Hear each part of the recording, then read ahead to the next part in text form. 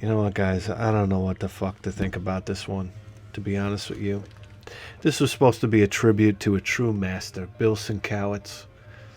Electra the Assassin #1. Does anybody remember that comic book? A comic book that absolutely blew my mind as a kid. Here we go. First mistake is I drew it out in pencil first. And what I didn't realize is drawing pencil on white acrylic, it's nearly impossible to get rid of the pencil marks. So, there you have it. And mistake number 2, I gave her a butt like Khloe Kardashian.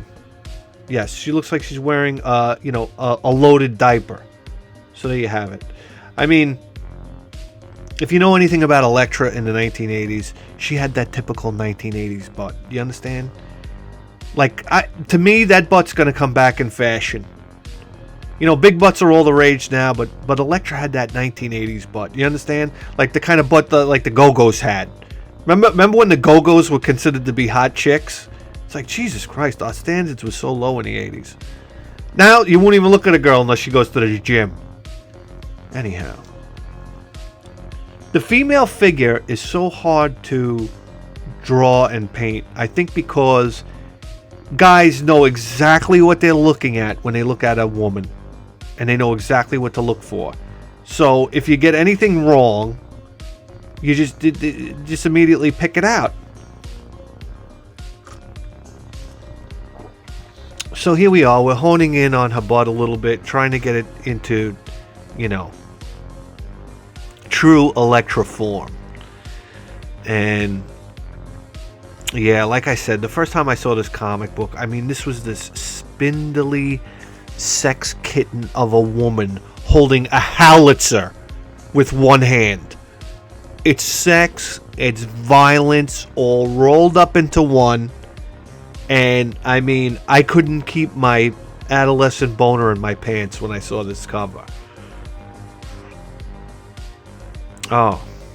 Jeez, this is Frank Miller and Bill Sienkiewicz. I don't know if I'm saying his name right. I try. And it's just... They were a creative locomotive with one another. I had never seen a comic book like this in my life. It was so beautifully done. I didn't understand it at the time.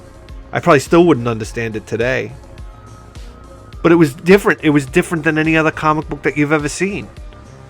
And it sticks in my memory to this day. I mean, look at this machine. This is like the machine gun that Chuck Norris came out of the water with in Missing in Action.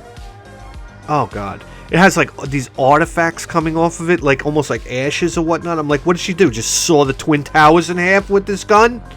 Come on! Anyhow. But this particular jacket crushed me from the inside out. Because when I got done with it, I asked my wife, I said, babe, how does it look?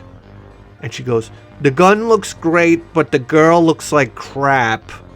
I was like, oh, thank you, honey. All right. Anyway, so here we go. She's got a smoking barrel here. I don't know, like she just mowed down the Pittsburgh Steelers.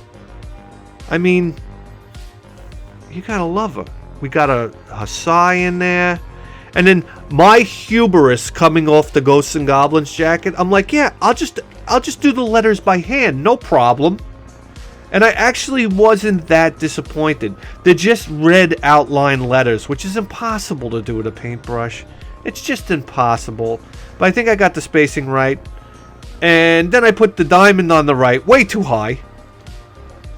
And now my hands are shaking doing Assassin because I'm like, if I screw this up, I'm going to have to paint it over in white. It's going to take 3 weeks to paint over in white to actually block it out. I'm going to have to redo the smoke, and then I'm going to have to redo the lettering, and my hands are going to shake even more. So I don't know what to tell you with this jacket. This is like a daily driver for me. I said I want something that I'm going to use every day. And this is what I'd like to wear on my back every day. So there it is, Electra the Assassin. I'm in love with this cover, and to be honest with you, I'm in love with this jacket. Anyway, thanks a lot, guys. Thanks for watching. We'll see you next time.